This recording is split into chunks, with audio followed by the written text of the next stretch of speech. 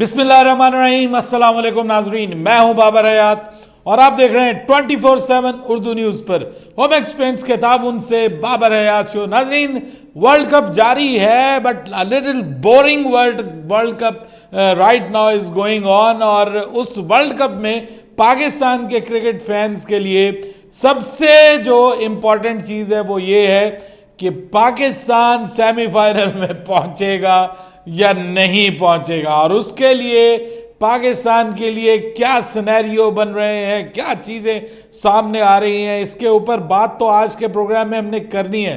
लेकिन एक बड़ी अच्छी खबर आई है पाकिस्तान के लिए वर्ल्ड कप के एक बड़े ही इंपॉर्टेंट मैच से पहले। वो इंपॉर्टेंट मैच जो कि पाकिस्तान की इस वर्ल्ड कप में किस्मत का फैसला कर सकता है, उस मैच के हवाले से बड़ी इंपॉर्टेंट बड़ी अच्छी खबर है पाकिस्तान के क्रिकेट फैंस के लिए कि कुदरत का निज़ाम एक बार फिर हरकत में आने जा रहा है। इस हवाले से आपको अपडेट करूंगा मुकम्मल तौर पर, और फिर हम बात करेंगे कि जनाब थोड़ी बुरी खबर भी है पाकिस्तान के लिए। आज जो मैच हो रहा है श्रीलंका वर्सेस बांग्लादेश, कुछ वहां से बैड न्यूज है पाकिस्तान के लिए, और फिर हम बात करेंगे कि ये क्या हो गया भाई। आज क्रिकेट की 146 साल तारीख में अभी तक इतना शर्मनाक, इतना बेशर्मी वाला आउट नहीं हुआ जो आज हुआ, और बड़ी नाइंसाफी, बड़ी ज्यादती की है। खास तौर पे मैं इसका मुद्दा वार करार दूंगा शाकिबुल हसन से। एक बार फिर शाकिबुल हसन ने यह बताया कि वो अंदर से कितना घटिया इंसान है। इसके ऊपर बात करेंगे तफसील के साथ, लेकिन आगे बढ़ने से पहले आपसे गुजारिश कि अगर आप हमारे नए व्यूअर हैं तो प्लीज़ हमारे इस चैनल को जल्दी से कर दीजिएगा सब्सक्राइब, और बेल आइकन को पुश करना मत भूलिएगा। मुझे फॉलो कीजिए इंस्टाग्राम पे @बाबर हयात शो, और हमारे पेज को फेसबुक पे लाइक कर लीजिएगा। तो जनाब, मैच हो रहा है बांग्लादेश और श्रीलंका के दरमियान, जिसमें बांग्लादेश की टीम काफ़ी अच्छे तरीके से चेज कर रही है 280 रन का टारगेट जो कि दिया गया था। एक वक्त ऐसा लग रहा था कि श्रीलंका बहुत बुरे तरीके से ये मैच हार जाएगा, और लगता है कि वो इंडिया के अगेंस्ट जो 55 फॉर ऑल आउट वाला झटका है उससे वो निकल नहीं पाए। लेकिन उसके बाद आशा लंका ने आज जो सेंचुरी की है और अपनी टीम को एक मुनासिब टोटल तक, एक रिस्पेक्टेबल टोटल तक पहुंचाने में वो कामयाब जरूर हुए। लेकिन इस मैच में बांग्लादेश ने आज जो हरकत की है, और बांग्लादेश की जानिब से भी उनके कप्तान जिनका नाम है शाकिबुल हसन, उन्होंने जो आज घटिया तरीके से आउट करवाया है एंजेलो मैथ्यूज को। और क्रिकेट हिस्ट्री में आज पहली बार 146 साल क्रिकेट हिस्ट्री में यह वाकया हुआ है कि किसी प्लेयर को टाइम आउट करार दिया गया है। और टाइम आउट करार देने का मतलब यह होता है कि अगर जो है वो आउट होने के बाद, एक प्लेयर के आउट होने के बाद 2 मिनट तक जो है वो, अगर अगला बल्लेबाज जो है वो बॉल फेस ना करे, जानबूझ के बॉल फेस ना करे, तो वो टाइम आउट करार दे दिया जाएगा। लेकिन यहां पे मामला क्या हुआ है? यहां पे मामला यह हुआ है कि जब वो प्लेयर एक आउट हुए तो उसके बाद एंजेलो मैथ्यूज आ रहे थे। जब वो ग्राउंड में दाखिल हुए तो उन्होंने अपना हेलमेट पहना, तो उनको पता चला कि, महसूस हुआ कि हेलमेट की जो स्ट्रिप है वो टूटी हुई है, हेलमेट ब्रोकन है। तो उन्होंने फौरी तौर पे पीछे इशारा किया, हेलमेट चेंज करवाया। चेंज करवा के जब वो मैदान पे पहुंचे तो जनाब वहां पर एक इंतहाई अय्यार किस्म का कप्तान नजर आया मुझे, जिसका नाम है हमारे शाकिबुल हसन साहब। भाई द वे, जितना ये घटिया इंसान है ना, इसके कई मिसालें हम पहले भी देख चुके हैं। आपको पता है अंपायरों के साथ डोमेस्टिक क्रिकेट में किस तरह का ये बिहेवियर करता है और किस तरह के मामलात, वो पहले भी कई वीडियोस इसकी आ चुकी हैं। फिर अपने मुल्क को बेचने वालों में भी शामिल है वो, जिस तरह से इसके ऊपर वो 1 साल की पाबंदी भी लगी रही, फिर भी इसको वापस लाया गया, कप्तान बनाया गया। लेकिन आज भी घटियापन, अंपायर आके पास खड़े होके कहते रहे कि खुदा का खौफ करो।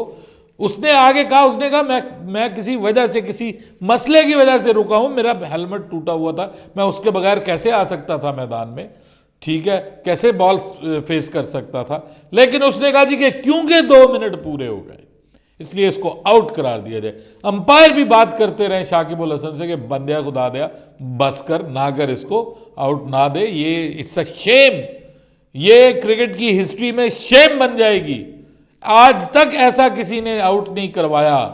ठीक है, कुछ स्पिरिट ऑफ द गेम भी होता है यार। चलो वो मैन किडिंग तो है, वो तो अब आम हो गई है, वो तो बेशर्मी चल पड़ी है, लेकिन ये फिर भी देखे ना कि एक कोई वजह भी है, कोई माल फंक्शन है, एक चीज खराब हो जाती है, उस खराबी को चेंज करने के लिए अगर वो थोड़ा सा लेट हुआ है तो उसके ऊपर उसको आउट कर दिया गया। बहुत बेशर्मी वाला काम है। It's a shame, real Shem for cricket. और मैं तो समझता था कि अंपायर्स को भी इस पे डिसीजन लेना चाहिए था। अंपायर्स को कॉन्टेक्स्ट भी तो देखना चाहिए ना कि भाई मामला क्या है, वजह क्या है, किस वजह से वो बेचारा लेट हुआ है। बहरहाल अनफॉर्चुनेट है for the spirit of cricket. Bangladesh ये मैच जीत के वर्ल्ड कप के सेमीफाइनल में पहुंच जाएगा, बताएं मुझे। वो जी अतहर अली खान साहब फरमा रहे हैं कि वो इसलिए उन्होंने कहा कि कहीं जो है वो जो ओवर रेट है वो मसला ना बन जाए। वो भी आपको पता है जुर्माना भी हो जाता है और ये भी हो जाता है। अरे भाई, स्पिरिट ऑफ द गेम भी कोई चीज होती है, स्पिरिट ऑफ द गेम भी कोई चीज होती है, वो भी तो देखना है ना, कितने के पैसे बचा लोगे और कमा लोगे। बहरहाल पाकिस्तान और श्रीलंका के मैच के हवाले से, पाकिस्तान और इंग्लैंड के मैच से पहले श्रीलंका और न्यूजीलैंड का मैच होना है, तो उसमें थोड़ी सी बुरी खबर ये है कि आज जिस तरह से श्रीलंका की टीम खेल रही है और फिर इंडिया के खिलाफ भी जो टीम खेली है, तो अगर हम और आप ये तसव्वुर कर रहे हैं कि श्रीलंका की टीम जो है वो हरा देगी न्यूजीलैंड को 9 अक्टूबर को, तो भाइयों ये बात दिल से निकाल लीजिए, क्योंकि जो हमारी क्रिकेट का हाल है उससे ज़्यादा बुरा हाल इस वक्त श्रीलंकन क्रिकेट का हो चुका है। और वहाँ उन्होंने वर्ल्ड कप का भी इंतज़ार नहीं किया। हम तो कहते थे ना, हम अपना मजाक उड़ा रहे थे कि जी हमारे वर्ल्ड कप का भी इंतज़ार नहीं हुआ, ये मसला खुल गया, वो इंजमाम वाला मसला खुल गया, बाबर की चैट वाला मामला खुल गया, वर्ल्ड कप तो ख़त्म हो लेने देते। लेकिन भाई हमने कम अज़ कम बोर्ड का चेयरमैन नहीं तब्दील किया, पूरा बोर्ड नहीं तब्दील किया, वहाँ तो पूरे का पूरा बोर्ड उड़ा के रख दिया गया है। श्रीलंका खेल रही है और खबरें आ रही हैं कि राणा टुंगा की सरबराही में नया जो है वो इंटरम सेटअप उसको बना दिया गया। पिछला पूरे का पूरा बोर्ड जो है उसको फारिग कर दिया गया वर्ल्ड कप के बीच में।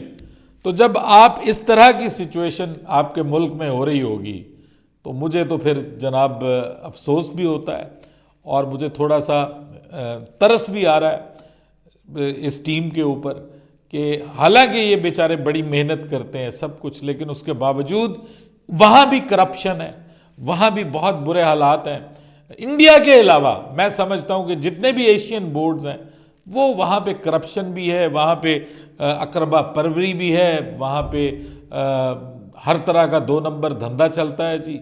और पाकिस्तान क्रिकेट में भी ऐसा होता है, श्रीलंकन क्रिकेट में भी ऐसा होता है। तो ये जो सिचुएशन है ये पाकिस्तान के लिए भी इनडायरेक्टली अच्छी नहीं है, क्योंकि इस मोराल के साथ जब टीम न्यूजीलैंड के खिलाफ मैदान में उतरेगी तो कहीं ये ना हो कि बहुत ही बड़ा वन साइडेड अफेयर हो जाए।